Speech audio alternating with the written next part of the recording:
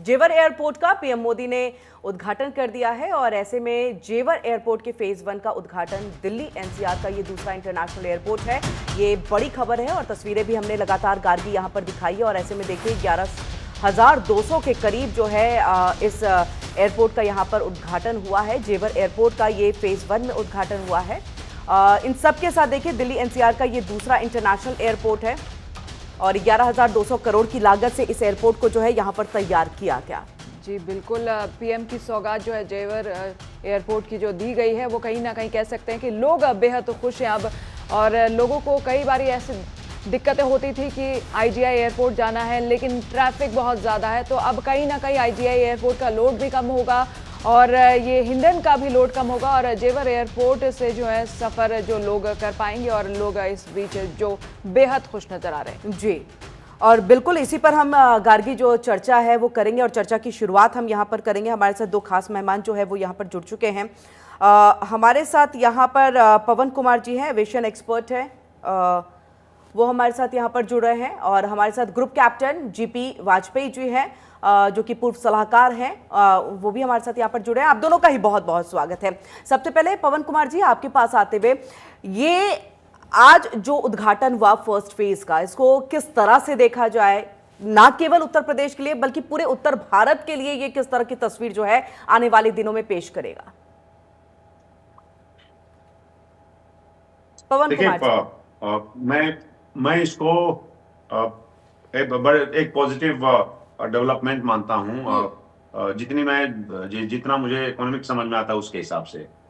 देखिए अभी इस देश में एक नया प्रयोग है। नया प्रयोग से मेरा मतलब ये हुआ कि इस तरह का कोई एयरपोर्ट आप देखें, इसका पैरेलल कोई इस देश में आपको नहीं मिलेगा।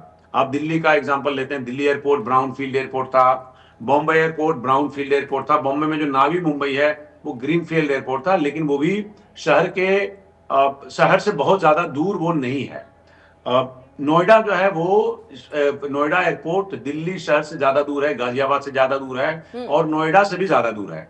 मतलब नोएडा में भी रह के आप ऐसा नहीं कि आसानी से वहां पहुंच जाएंगे। इस मामले में मतलब शहर से बाहर ग्रीन फील्ड एयरपोर्ट का ये प्रयोग अपने आप में पहला प्रयोग है इस देश में। इसके पहले ऐसा कोई प्रयोग नहीं हुआ।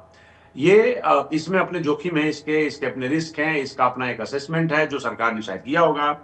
तो दिक्कत जो आने वाले टाइम में, जो दिक्कत नहीं मैं कहूंगा चैलेंजेस जो आएगा वो ये आएगा कि इस एयरपोर्ट में ट्रैफिक को कैसे एनहांस किया जाए, ट्रैफिक को कैसे इंकरेज किया जाए, फ्लाइट्स कैसे डिप्लॉय किए जाएं और जो आसपास की आबादी है उसको कैसे ओरिएंट करिएगा वहां पे उड़ने के लिए। आपको एयरपोर्ट बना लिया आपने, चलिए ठीक है, एयरपोर्ट पे क्राउड लाना पड़ेगा ना, क्राउड को अट्रैक्ट करना पड़ेगा, पैसेंजर्स लाने पड़ेंगे, एयरलाइंस तभी आएंगे जो पैसेंजर्स आएंगे। और एक टाइम के बाद अगर पैसेंजर्स नहीं आएंगे तो एयरलाइंस को फटीग फैक्टर होता है। ऐसे अभी मैं आपके कोलीग से बात कर रहा था, मैंने कहा ऐसे दुनिया में कई उदाहरण ऐसे हैं जहां पे एयरपोर्ट शुरू हुआ और एयरपोर्ट कई साल ऑपरेशंस करके बंद हो गए। तो ये एक अपने किस्म का नया प्रयोग है। चैलेंजेस बहुत ज्यादा हैं, इसका कोई पास्ट एग्जांपल अवेलेबल नहीं है, कोई मॉडल अवेलेबल नहीं है देश में, लिहाजा आपको ये लगेगा कि इसके लिए वो सब अनसीन इस बात पे हम आगे बढ़ते हुए हम आपके पास, जी बिल्कुल बिल्कुल पवन जी, आप ही की बात को आगे बढ़ाते हुए हम group captain GP Vajpayee ji के पास चलते हैं। वाजपेयी सर, ये बताइएगा, जो बात ये कह रहे हैं चैलेंजेस, खास तौर से हम एक देखते हैं, अगर मैं वेस्ट बंगाल की बात कर लूँ तो वहाँ पर भी जो है एक छोटे लेवल पे एयरपोर्ट की शुरुआत हुई, लिमिटेड एक एयरलाइंस जो है वहाँ से उड़ान भरते हैं और वहाँ से जो है लोग जो है अपने गंतव्य स्थान, चाहे वो दिल्ली हो या तमाम जगहों पर जाते हैं। एक इक्का दुक्का, क्या ऐसा ही यहाँ पर भी हाल रहेगा? ये बेहतर हो सकता है, बेहतर करने की और कोशिश यहाँ पर की जाएगी ताकि सबसे ज्यादा एयरलाइंस जो है वो यहाँ से उड़ान भरे ताकि पैसेंजर आ सके, जिस बात का जिक्र यहाँ पर पवन जी ने किया। और एक सवाल और, क्योंकि देखिए दिल्ली से जुड़ी हुई चीज है, मतलब बहुत ज्यादा नहीं, दिल्ली एनसीआर की हम बात कर ले तो जेवर बहुत ज्यादा दूर नहीं हो जाता है, तो ऐसे में क्या हम कहेंगे कि वाकई पैसेंजर्स की कमी हो सकती है अगर एयरलाइंस भी यहाँ पर कम होते हैं तो?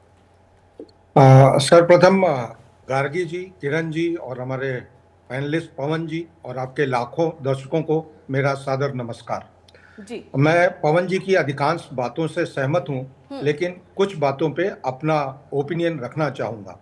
जैसा कि पवन जी का अंदेशा है कि शायद यहाँ पे कनेक्टिविटी की परेशानी हो, लेकिन जेर एयरपोर्ट को जितनी मेरी जानकारी है, इसको रोड से, मेट्रो से, आरआरटीएस से, मल्टी मॉडल ट्रांसपोर्ट हब से और एयर कनेक्टिविटी से बहुत अच्छी तरीके से वेल प्लान्ड वे में जोड़ा जा रहा है। ये तो पहली बात।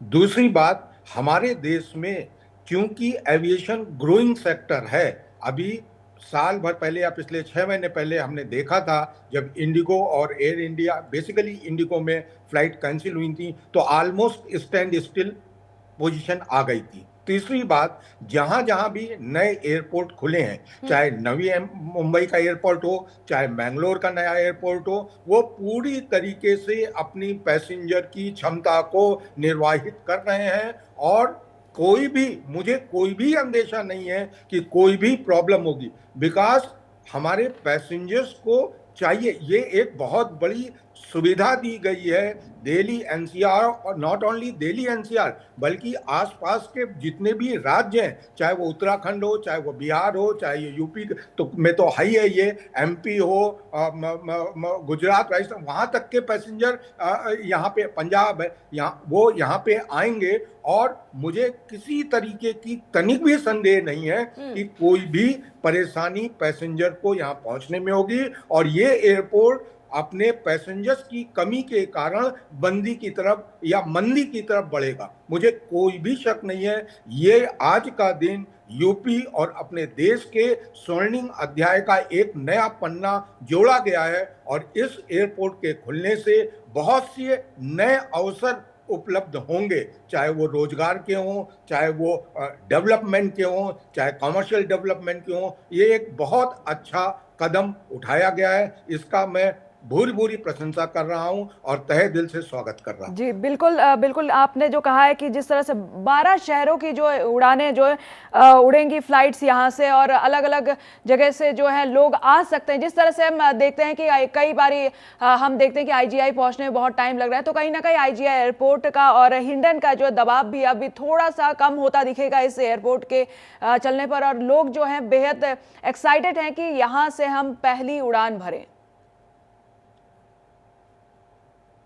आपकी ऑडियो साफ नहीं थी, मुझे नहीं समझ में आया ये क्वेश्चन आपने मुझसे पूछा जी, या पवन जी से? जी मैं ये पूछना चाह रही हूँ कि जिस तरह से आपने बोला है कि इस यहाँ से 12 शहरों के लिए जो उड़ेंगी फ्लाइट्स, ये तो काम है ही, साथ ही आईजीआई एयरपोर्ट पे कई बारी पहुँचने में ऐसा लगता है कि बहुत टाइम लग रहा है, ट्रैफिक जाम बहुत लग रहा है, तो पहले निकलना पड़ रहा है, तो ये सारी चीज़ें भी अब जो है घटेंगी और दबाव जो होगा हिंडन और आईजीआई एयरपोर्ट का वो थोड़ा सा जो फ्लाइट्स का वो कम होगा ये जेवर एयरपोर्ट के आने से, ये उद्घाटन होने से। फिर ऑडियो नहीं था, लेकिन जितना मैं समझ पाया आप ये कहना चाह रही हैं कि आईजीआई एयरपोर्ट पे जो पैसेंजर का दबाव था वो जेर एयरपोर्ट के आने से उस पर कुछ राहत मिलेगी। मैं पूरी तरह यही बेसिक रीजन था, क्योंकि क्या हो रहा था, आप साउथ दिल्ली से अगर आप आईजीआई एयरपोर्ट जाएं तो समय की कोई भी सीमा आप स्थापित नहीं कर सकती थी, क्योंकि जो आपका महिपालपुर से या आपके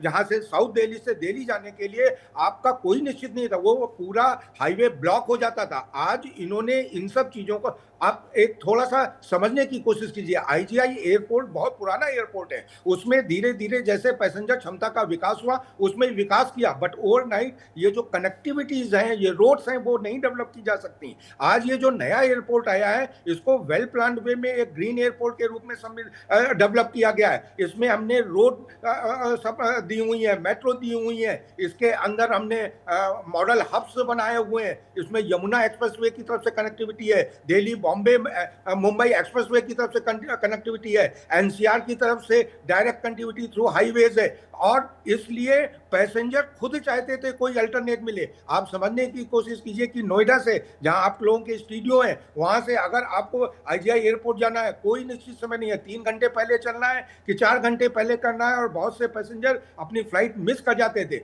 चाहे कितना दूर पवन जी बोले नोएडा से जेवर एयरपोर्ट है, बट जो उसका परिवहन है निर्बाध है, हाईवे पे है। आप निश्चित रूप से 40 से 45 मिनट में नोएडा के किसी भी कोने सर, से। मैं इस बात को मानूंगी, क्योंकि देखिए अब ग्रेटर नोएडा तक जो है हम चले गए हैं, हमने अपना मेट्रो का वहां तक जो है विस्तार कर लिया है, तो जेवर तक जाने में मुझे नहीं लग रहा बहुत ज्यादा देरी होगी। और खासतौर से जब ये एयरपोर्ट का उद्घाटन प्रथम चरण का हो चुका है, तो आप समझिए आने वाले दिनों में तो इसकी रफ्तार और तेज हो जाएगी। जो फेज 1 का ये उद्घाटन है वो हुआ है, और ऐसे में आप समझिए कि दिल्ली एनसीआर का ये दूसरा इंटरनेशनल एयरपोर्ट है गार्गी। जी बिल्कुल, 11,200 करोड़ की लागत से बना ये एयरपोर्ट और बहुत बड़ा एयरपोर्ट है। साथ ही लोग बेहद खुश हुए हैं इस एयरपोर्ट के इनॉग्रेशन के बाद। फेज 1 का इनॉग्रेशन हुआ है, तो कहीं ना कहीं आप बिजनेस में भी आप जाएंगे। आप अब यहाँ पे फिल्म सिटी भी जो है शुरू होने वाली, तो कहीं ना कहीं कह सकते हैं कि रोजगार जो है वो भी अच्छी हो जाएगी और कनेक्टिविटी बहुत ज्यादा बेहतर होने वाली है। आपने बहुत अच्छी बात कही। इसी बात को जो है प्रधानमंत्री ने अपने संबोधन के दौरान भी रखा था कि इससे जो है युवाओं के लिए बेहतरीन एक मौका है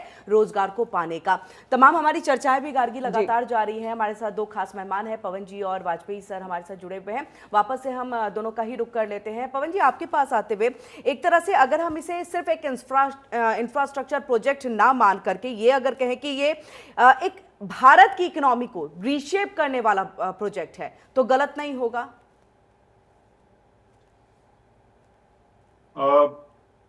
देखिए, मैं ये कहता हूं कि इकोनॉमी में छोटे छोटे प्रयास टुकड़ों में भी होते हैं, वो भी कहीं ना कहीं इकोनॉमी को बूस्ट करते हैं। एक चेन रिएक्शन उसका होता है, उसका एक रिपल इफेक्ट है। जब हम छोटी छोटी बात करते हैं तो ये तो खैर बहुत बड़ा प्रोजेक्ट है, इसमें 11,000 करोड़ से ज्यादा की लागत है। इसके फेज मैनर में अभी और एक्सपेंशन होंगे, आवाजाही बढ़ेगी, कार्गो का निर्माण होगा, लॉजिस्टिक्स बेहतर होगा, वेयर हाउसिंग बढ़ेगी। तो अब मतलब इसका एक, जब हम कहते हैं मल्टीप्लायर इकोनॉमिक इफेक्ट होगा तो वो होगा, लेकिन इतना जरूर है कि अभी ये आने वाले टाइम में दुनिया के उदाहरण अगर आप देखेंगे तो नए एयरपोर्ट पे जो चैलेंजेस आते हैं वो इस एयरपोर्ट पे भी आएंगे। ये मेरी आशंका है। मैं भरोसे के साथ ही नहीं बोल पा रहा हूं आपको, लेकिन कई सारे एयरपोर्ट, जैसे मैं इस्तांबुल एयरपोर्ट का आपको एग्जांपल दे रहा हूं, शुरू के वर्षों में बहुत लड़खड़ा के चला। स्पेन के एयरपोर्ट हैं, जिसमें चाइना का एक एयरपोर्ट, देखिए मैं नाम अभी बताता तो ज्यादा अच्छा लगता। वो सब शुरुआती दिनों में लड़खड़ा के चलते हैं। ये यहाँ पे बेहतर करे, मैं इसे उम्मीद करता हूँ बेहतर करेगा। यहाँ पे इंडस्ट्रियल यूनिट्स बहुत सारी ढेर सारी आ रही हैं। नहीं तो पवन जी, ये जो चैलेंजेस जो आपको आशंका ये दिख रही है, ये किस वजह से? मतलब जेवर क्या जो थोड़ा सा एक रूरल एरिया पड़ता है, ये भी कह सकते हैं क्या? अभी के समय में हम देखें रूरल एरिया से उसका कोई मतलब नहीं मैडम। मैं आपको तो फिर मतलब आप ये आशंका जो जता रहे हैं, ये किस आधार पर, किस बेसिस पे सर? मैं आप इसी बात कर रहा हूँ। देखिए, ये एयरपोर्ट का अपना एक विज्ञान है, एयरपोर्ट का अपना एक इकोनॉमिक्स है, एयरपोर्ट का एक अपनी इकोनॉमिक उसकी एक्टिविटीज हैं, राइट। आपको एयरपोर्ट एक बाजार है, एक बाजार को स्थापित होने में वक्त लगता है। मैं आपके दुनिया के एमटीएस एयरपोर्ट में भी बता दूंगा। हम ये नहीं कह रहे हैं कि वो यहाँ पे रेप्लिकेट होगा। हम आपको सुबह में आपके शो में ये एग्जांपल दे रहा था। आप ये बताइए, 1999 में कोचीन एयरपोर्ट बना, आज की तारीख में कोचीन एयरपोर्ट चोका ब्लॉक रहता है। 1999 में बना, अगले 5 साल तक न भीड़ थी, न लोग थे, न यात्री थे, न एयरलाइंस था, न ऑपरेशन था। सब ऐसे लग रहा था एयरपोर्ट को बंद करना पड़ेगा। नए एयरपोर्ट के अपने चैलेंजेस हैं। दिल्ली एयरपोर्ट नया एयरपोर्ट नहीं था। दिल्ली एयरपोर्ट एक ब्राउन फील्ड एयरपोर्ट है, जहां पहले से काम चल रहा था, उसका एक्सपेंशन किया गया, उसका मॉडर्नाइजेशन किया गया। जेवर एयरपोर्ट, अच्छा एक बात बताइए ना, इतना सब कुछ अगर यहाँ पे अट्रैक्टिव है तो एयरलाइंस भर भर के क्यों नहीं आ रही? एयर इंडिया काहे नहीं शुरू कर रही है अभी ऑपरेशन? नहीं, क्योंकि वो थर्मामीटर से देखेगी। अभी क्या हो रहा है इस देश में, एयरपोर्ट शुरू भी हुए, इस तरह का ग्रीनफील्ड एयरपोर्ट की बात नहीं कर रहा हूं, पर सारे एयरपोर्ट चले इसकी भी कोई गारंटी नहीं है। और दुनिया के बड़े बड़े एयरपोर्ट नहीं चले हैं। आपको श्रीलंका का एग्जांपल मैंने दिया, हेम्बनटोटा एयरपोर्ट मॉडर्न एयरपोर्ट है, नहीं चल रहा है अभी। हम ये नहीं कह रहे कि ये नोएडा नहीं चलेगा। नोएडा के पास चलने के लिए संभावनाएं इसलिए हैं क्योंकि इसके पास इकोनॉमिक एक्टिविटीज बहुत ज्यादा है, इसके पास कैचमेंट एरिया बहुत ज्यादा है। नोएडा अपने आप में एक इंडस्ट्रियल बेल्ट है, लिहाजा यहाँ पे वो प्रोबेबिलिटी कम है। लेकिन जब एयरपोर्ट शुरू होता है तो उसके अपने चैलेंजेस हैं, जो अभी 3 से 5 साल तक बना रहेगा। मैं सिर्फ इतना 3 कह से रहा हूं। 5 साल तक। यही बात वाजपेयी जी आप बताइएगा, क्योंकि ये कह रहे एयर इंडिया क्यों नहीं शुरू कर रहा है यहाँ पर, क्या वो भी थर्मामीटर जिसका जिक्र किया यहाँ पर पवन सर ने, थर्मामीटर से पहले चेक करेंगे कि कितना हाई जो है वो जाएगा, कितना बेनिफिट एयर इंडिया को होगा, उसी के बाद वहां पर शुरुआत होगी।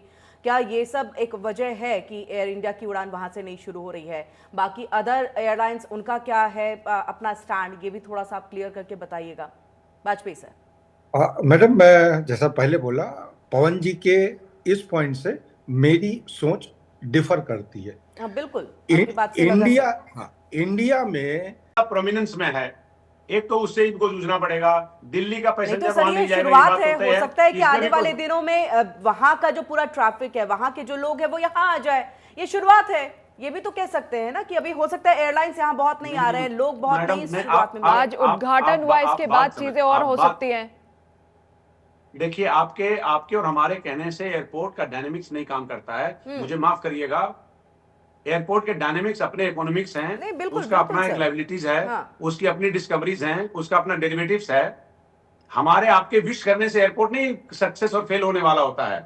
वो होता है उसके अपना उसका जो एक मार्केट है, उसका डायनेमिक्स है, उसका एक आप प्लान करते हैं अगले 3 साल में कहां पहुंचना है, 5 साल में कहां पहुंचना है। सर्टेन मार्केट कंडीशंस हैं, सर्टेन इकोनॉमिक फैक्टर्स है, वो उसके आधार पर चलता है। जी बिल्कुल, उसके आधार पर चलेगा, लेकिन आप जो है कहीं ना कहीं अभी से वो चीज आप बोल रहे हैं कि मैं एक कंफर्मेशन नहीं दे रहा, एक स्टेटमेंट नहीं दे रहा, लेकिन कहीं ना कहीं आप इस चीज पे जोर दे रहे हैं कि ये सक्सेसफुल नहीं होगा।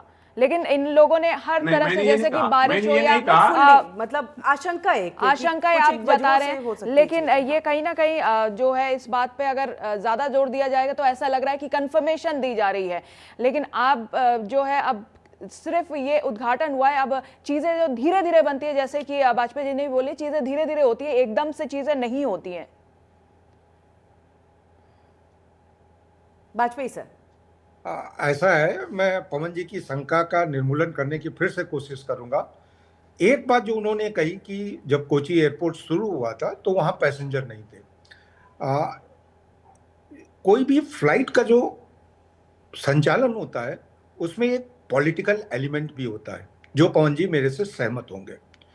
किसी को भी इस देश में कोई भी संदेह नहीं है कि अगर कोची एयरपोर्ट से फ्लाइट दोहा, दुबई, मिडिल ईस्ट में जाएंगी, क्योंकि वो केरला है, वहां के बहुत बड़ा एक तबका है जो मिडिल ईस्ट में काम करता है, तो शुरुआत में वो फ्लाइट्स नहीं शुरू की गई थी, इसलिए वो एक पॉलिटिकल रीजंस होते हैं। अभी अभी पिछले 3-4 साल के अंदर आप लोग नोएडा में हैं तो आपको आइडिया होगा कि हिंडन एयरपोर्ट से करीब दिल्ली के बेस पे 25 से 30 फ्लाइट उड़ रही है। कोई भी फ्लाइट में कोई तकलीफ नहीं है, पूरी तरह सक्सेसफुल है। और ये 2-3 साल पहले पहली फ्लाइट से लोगों ने इसका बहुत बड़ा प्रेस कवरेज आया, पूरी तरह सफल है संचालन। तो वहां तक मुझे व्यक्तिगत रूप से, अगर पवन जी ये कह रहे हैं कि कोई भी एयरपोर्ट में उसके आसपास के रहने वाले लोगों में एक कल्चर डेवलप करना होता है, वहां तक ही केवल मैं इनकी बात से सहमत हूंगा। वो कल्चर क्या होता है, आपको ये जानना चाहिए कि आसपास खुला खाना ना रखें, कोई बूचड़ी ना हो, कोई खुले में मांस के टुकड़े ना भेजें, क्योंकि उससे पक्षी आकर्षित होते हैं। तो इन विषयों पे एक बहुत सघन प्रयास एयरपोर्ट तो मुझे लग रहा है वाजपेयी जी ये सब पे तो होमवर्क किया ही गया होगा ना, कि मतलब हम यहाँ एयरपोर्ट बना रहे हैं, मतलब वो तकरीबन कितने एकड़ का जो क्षेत्र है वो लिया गया है, उसका अधिग्रहण करके बनाया गया है, तो डेफिनेटली इसका भी जो है उस पे वर्क किया गया होगा कि इतने एरिया में भी कोई पब्लिक जो है वो बसे नहीं। हाँ, उसकी एक बात मैं जरूर बताऊंगा, जब भी कोई नया एयरपोर्ट खोला जाता है तो इस चीजों का ध्यान रखा। आपको अगर याद हो, वाजपेयी सर, इसका जवाब हम एक छोटे से ब्रेक के बाद लेंगे। एक छोटे से ब्रेक का यहाँ पर वक्त हो गया है। पवन जी आपके पास भी हम वापस लौटेंगे, रुक रहे हैं एक छोटे से ब्रेक के लिए।